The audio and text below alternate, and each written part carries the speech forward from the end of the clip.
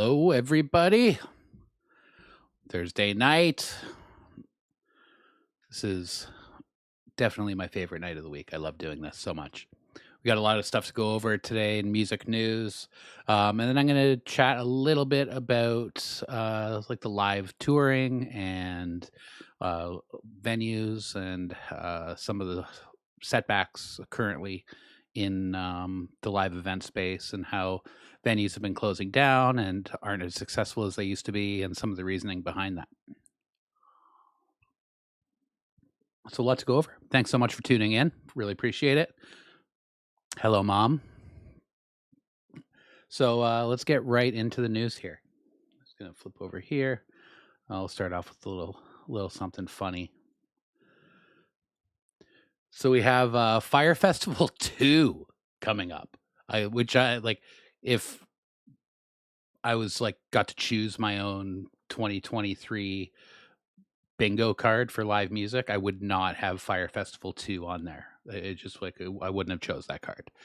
I have no idea how this is happening. I don't know. I don't know if it'll be supported. I'm going to keep following this. I'll keep everybody updated on this because I'm sure this is going to get a tremendous amount of media attention. If you've been living under a rock for the past, 5 or 6 years now, I think, since this happened, Fyre Festival was a, I don't know, I guess like a getaway festival for trust fund babies. That was wildly unsuccessful. It turned into like a Lord of the Flies situation where we had all these kids on this island with no infrastructure, no sleeping arrangements, no food, just an absolute nightmare. So this guy here, Billy McFarland, one of the producers of the festival, recently out of jail, has announced that he's going to give back, and let's just go down to the quote here, and it's just like this. It's like, Fyre Festival 2 is finally happening. Tell me why you should be invited. Like, what the fuck kind of statement is that? What do you mean, why should we be invited? It's like, people pay you money to put something on. It's not like this like exclusive thing. Like, it is an exclusive thing if you have money, but it's not like a, you know, it's like, it's not like an honor to be invited to, something like this, really. And then here's another tweet from him. It says, I owe people $26 million. Here's how I'm going to pay it back. I spend half of my time filming TV shows. The other half, I focus on what I'm really, really good at. I'm the best at coming up with wild, creative, getting talent together, and delivering the moment. Bro, if this is your best, like, I would hate to see what you're just like okay at doing. Fyre Festival was a tremendous failure. It was like unsafe. People could have died. And this is what you're claiming you're the best at. Like, I don't know, man. This guy was like the biggest grifter of like the biggest grifter story of modern music history, and he's claiming to be I'm the best at coming up with and getting talent together and delivering. All he delivered was like lawsuits, and all he got was jail time because he just did not take anybody's well-being into account at all. So I'm going to keep covering this. This is a pretty crazy happening. I don't even know how. Like, I don't know if there's other people involved in this. I don't know what's going on. Like, it doesn't say much about any partnerships or anything. But just really, really interesting what's going to go on there. Let me just get back here for a second. Flip this over. So yeah, Fyre Festival 2, man. Like, I just would never, ever, ever have predicted that. What do you think about that? Is anybody going to go? Did anybody buy tickets to that? Like, I don't know anybody who bought tickets to that because I didn't really hang out with that kind of people. But oh wow, I honestly can't believe it. I was like, I was shocked when I read that. And then I had to, like, go look at the date. I'm like, "Did this come out on April 1st?" Like, I could not believe it at all.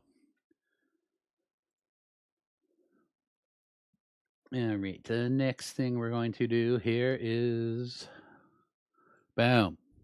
The music industry's use of Bitcoin in the future. I've gone over this a few times on my podcast. I chatted about it, I think, on these live streams at some point. Um, Nothing in detail on the live streams, that's for sure. But one of my guests was on my podcast was Gord Pryor, who is in this world. They're a digital distributor, so they kind of like pair like physical copies of albums, be it CDs, cassettes, vinyl, with digital copies, and it's all backed on the blockchain. So that's something he's been doing. It's a really good episode. If you are ever wondering about kind of how Bitcoin and Web3 will play a role in music, it's a really good episode to go watch because he's really on the forefront, and has a lot of great partners with his company, that he's a part of. So yeah, go check that out if you haven't already. And we'll just go through this article a little bit. There was a few things, and like so this was by uh, on macsources.com, and I don't know who the article is by. It just says guest submission. So I guess somebody wrote this article and then they didn't care to say the name of the person or whatever. So I'm not too sure who wrote this. But there were a few things that kind of caught my eye with it, that um, it says, "Have you ever felt annoyed paying a high cost for a digital delivery, um, and or wish to buy concert tickets or get a most recent release from an unknown band?" And it says that crypto offers online transactions, investment, and money transfers is quicker, more private, and more reliable than other cryptocurrencies. Um, and then it said something here about. Um, Yeah, down here. So, yeah, right here. So it says Bitcoin has many benefits for individuals who work in the music business. Bitcoin transactions do not have high transaction charges or other fees that make it difficult for independents to earn a livelihood. Um, from what I understand about Bitcoin and Web3 is that it's ridiculously expensive right now to do this, to like mint an NFT and to sell it. So like for something like, say, like ticket sales, for instance, when I've been researching, it's kind of too expensive, or more expensive than the current fees are for ticket processing. So it doesn't really make sense right now until the technology becomes more widely available and at lower costs. So I'm not sure why it says that here, because there definitely are higher. They might not be like transaction fees in the typical sense of like a credit card processing fee or whatever, but there definitely are other fees and charges along with minting an NFT. Now, it does go to say the last benefit of using Bitcoin for financial transfers is its extreme security. Blockchain technology ensures that every transaction is confirmed with cryptographic evidence, unlike credit cards, where where theft is more prevalent. Your money is entirely yours to keep; no one can take it. Now, this is true. It is a lot more secure than like a standard pardon me, credit card fee, uh, or because it's very, very much encrypted, stored in different areas on the blockchain. So like as opposed to just all being on one server, which if somebody accessed that one server, they would have access to all this information.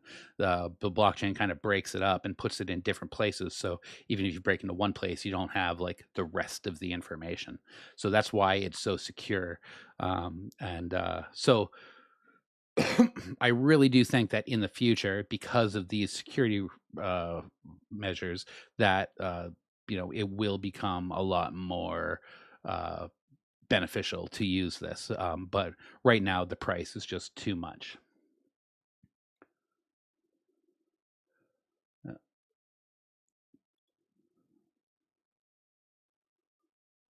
do, do. So yeah, I will. I really think that like when I've been doing this ticket platform, when I'm talking to my developers, they all say the same thing that the Web3 and blockchain is it's just too expensive to do right now. Like I don't like I and they don't see a benefit to using it for the cost. I think for like the near future, like the next like now to like say 5 years from now, maybe less. I don't know. It depends how fast Bitcoin and Web3 takes off, if it even does.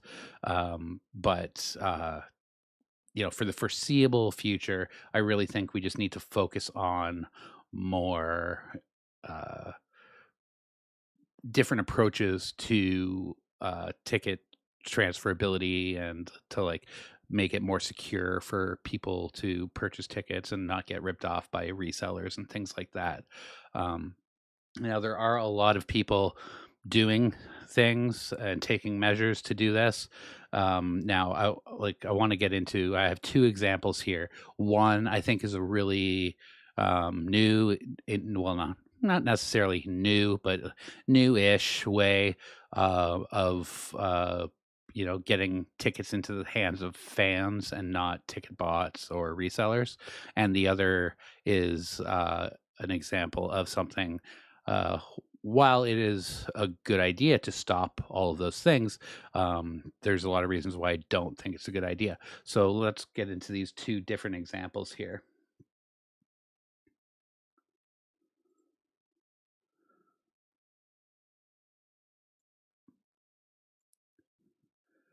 So this is Avenged Sevenfold concert tickets. Um, So they're introducing a new system called Ticket Pass. Now, Ticket Pass, to my understanding, is I guess like a version two of like a verified fan sale, where you have to be a part of the uh, artist's fan club or something like that to be able to like get first dibs on the ticket sales when they come up for sale. So let's just go through this here.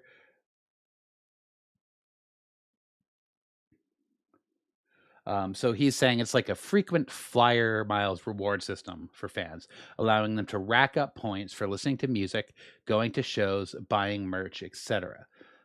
Certain ticket pass holders will gain early access to Ticketmaster to buy show tickets, allowing some folks to bypass Ticketmaster's highly controversial dynamic pricing system. Uh, so I guess there's like the reason this is like a version 2, I would say, is because it's more than just like going to sign up for a link. There's like multiple uh I guess, ways that they're verifying that these are actual fans.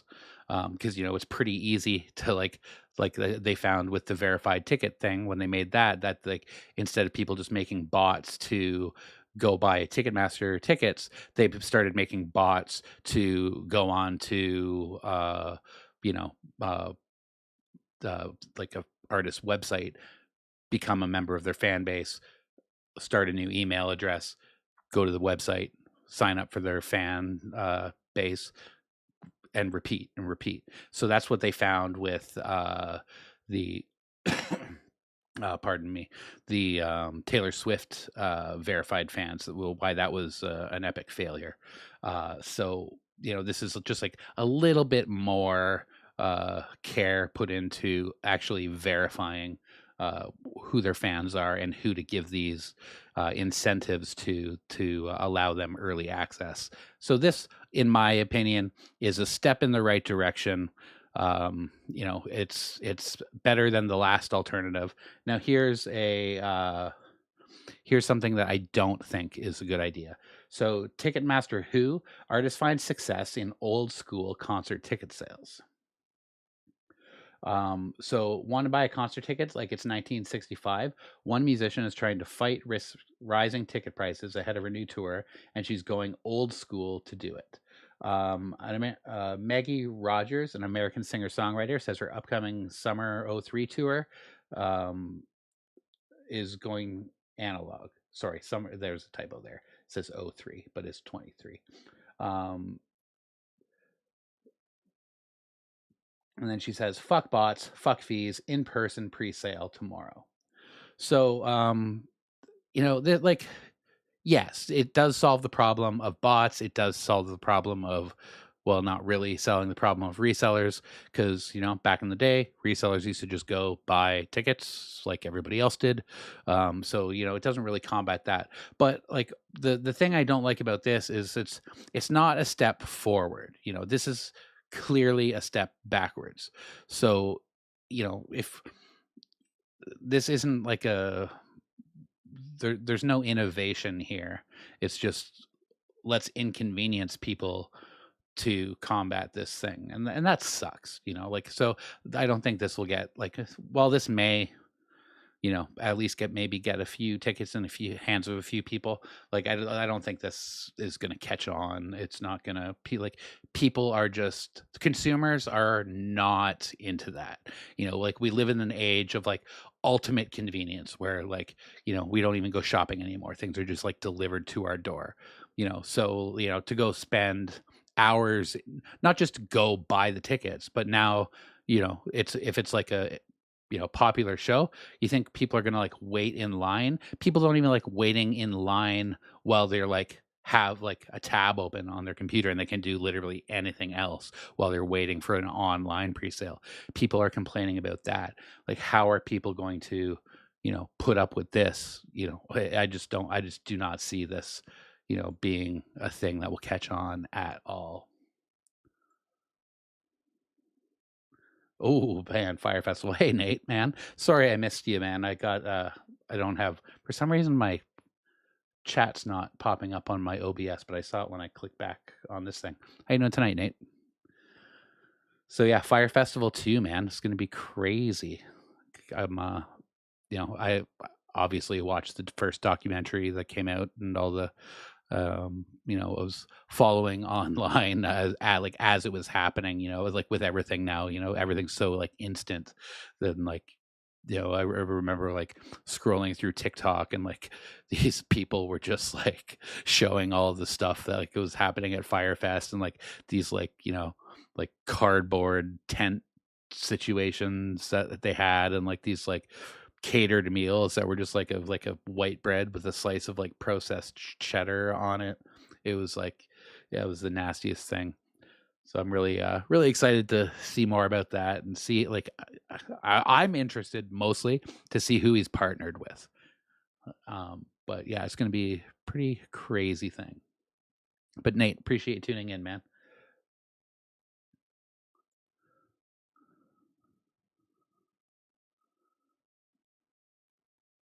So yeah, a little bit of sad news. Gordon Lightfoot has just canceled all of his 2023 tour dates due to health-related issues. This is super sad. Gordon Lightfoot's like a legendary Canadian artist, uh, world-renowned songwriter. He's not too many artists in Canada get outside of Canada, but Gordon was definitely one of those people who did. He's won all sorts of awards. He's in the Canadian Music Hall of Fame.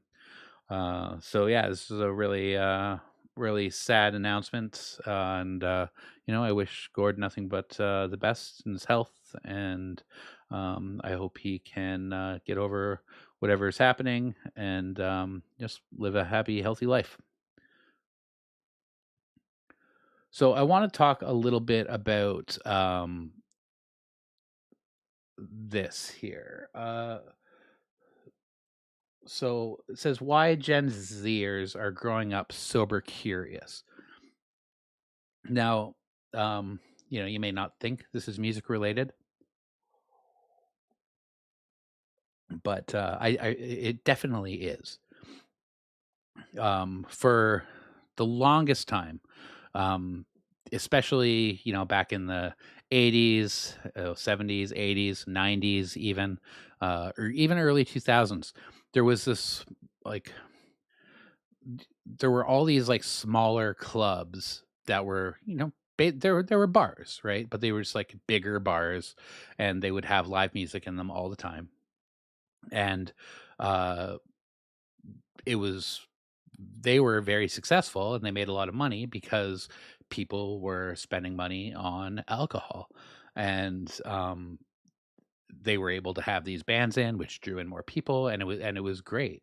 So I think one of the huge reasons right now why live music outside of that uh, mainstream music industry that's driven all by major marketing and radio and uh, syndicated radio and syndicated advertisements and just multi millions in marketing behind these bands. There was this like subculture of bands who could make a living touring, playing all these clubs.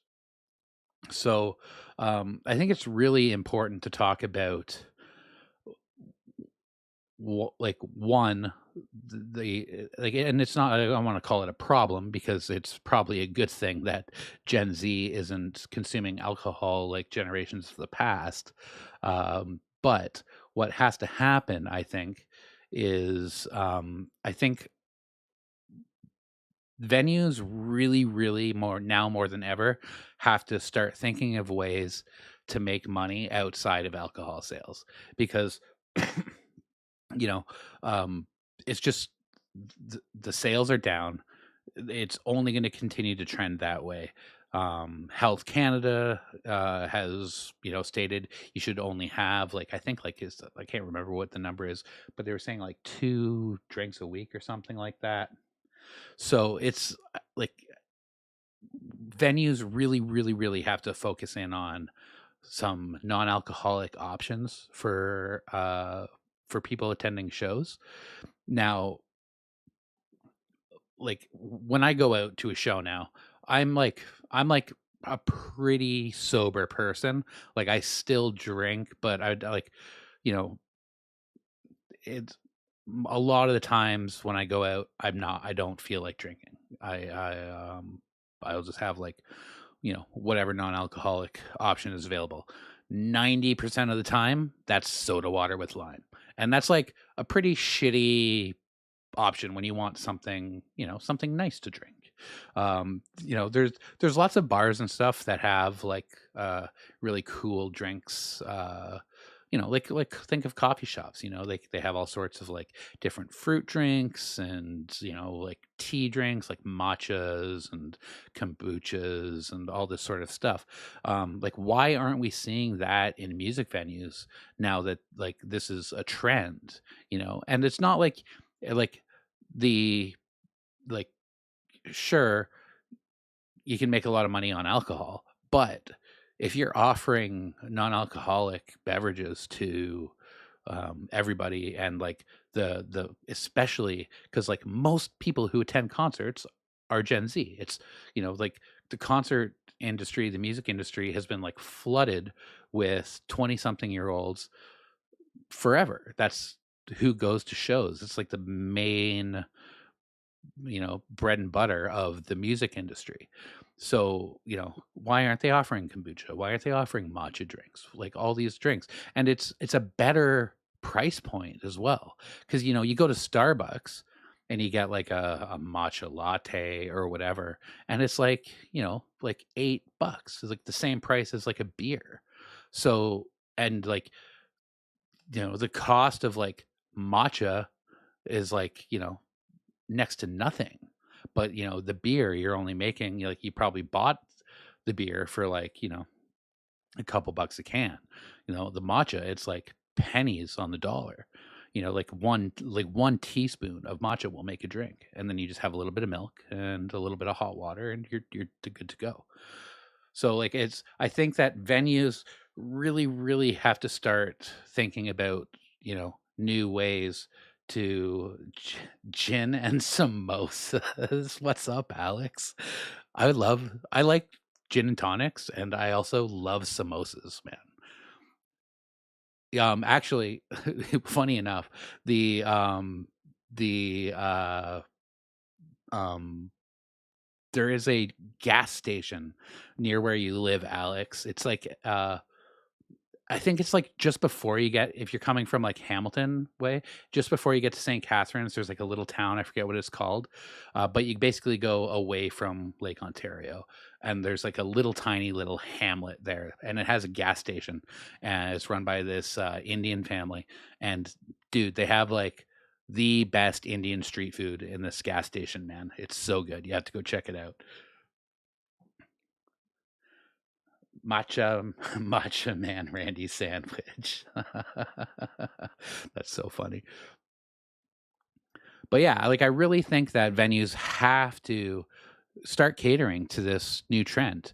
And I think if they do, it's really going to allow, like, give, because especially when you're not drinking, the last thing you want to do is go and like be around drunk people. Like like myself, I don't mind it because I'm like very much used to it. It's like, I've been in the music industry for over 20 years, so like I'm always at work surrounded by people partying when I'm sober, so I'm like pretty desensitized to it.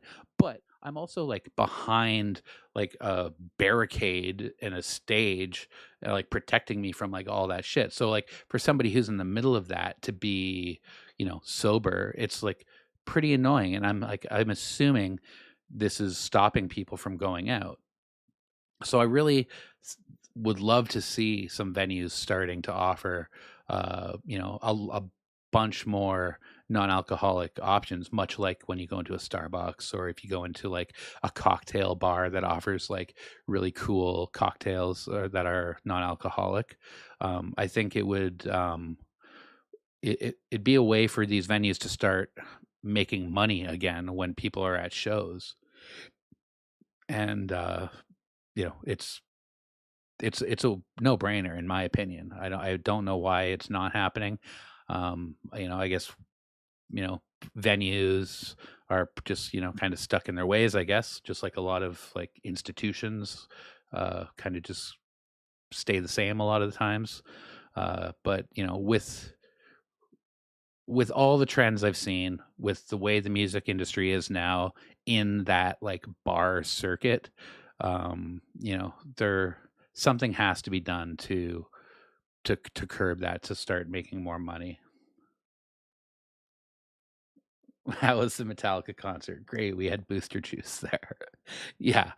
I mean, like, there, like, obviously there's like a lot of, you know, like, I guess, legendary artists, like Metallica, or like, like these like rock groups from the 80s and 90s that, their fan base is very much drinkers. But that's like, I think Metallica is definitely like like a Gen X slash elder millennial band.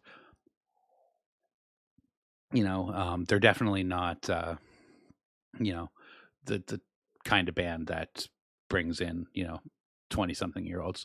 Although like I'm sure there are 20 something year olds going to these shows, but you know like at a Taylor Swift concert, for instance, you know like she's selling out like stadiums.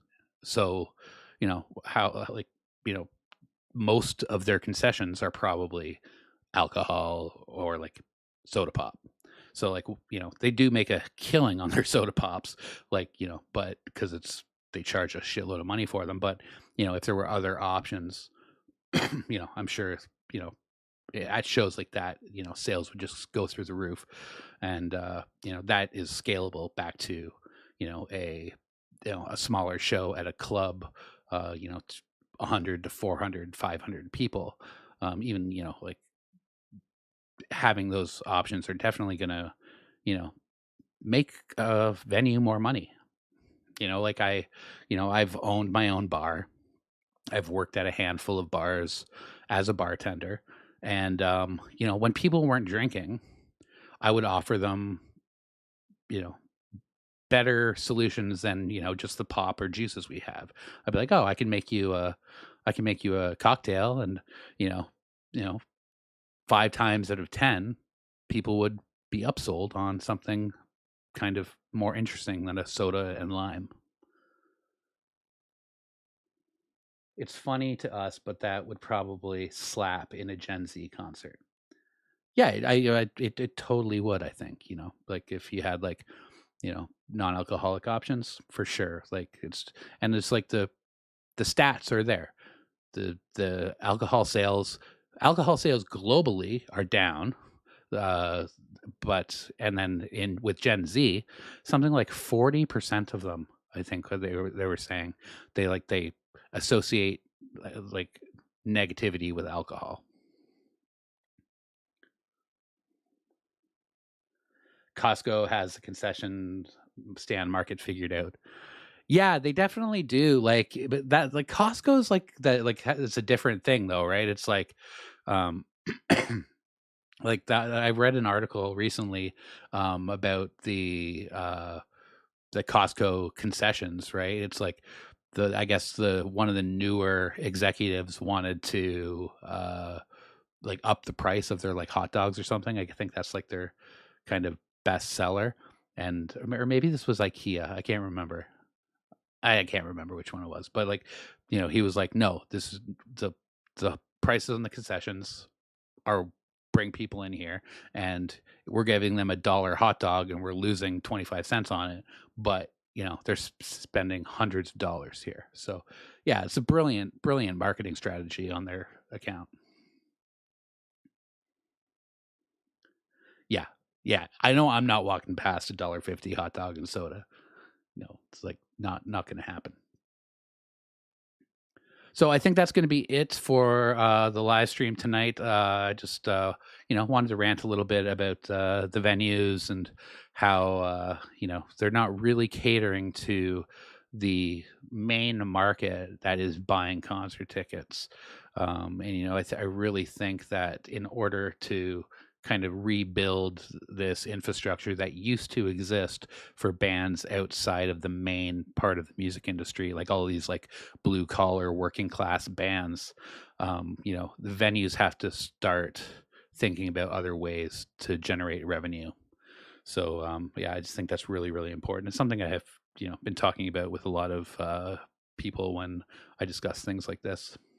It's a really important conversation to have. So everybody, thank you so much for tuning in. I'm going to pop the link of my next episode in the chat here. Give me a second.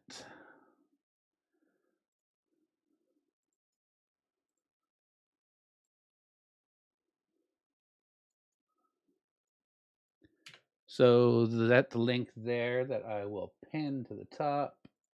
That is the link to the newest episode. That is episode 11 with Brian Walker, also known as A Day Without Love. Brian is an American musician. He's been touring all around the U.S. As a kind of folk punk DIY artist. He recently has released a new album that is sold out, which is really great for him. And he's planning to come up to Canada next year, which is super exciting. I've been talking with him about that and helping him out with that. And he's just got a lot of great stories, a lot of interesting things to say. He's been doing this for a long time now. And he's very successful at it, and he's operating completely outside of the music industry, which is something I always respect in artists.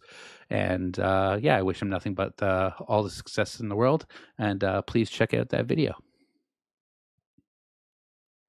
And again, thank you so much for tuning in. Nate, Alex, Mom, love you all. Have a great night.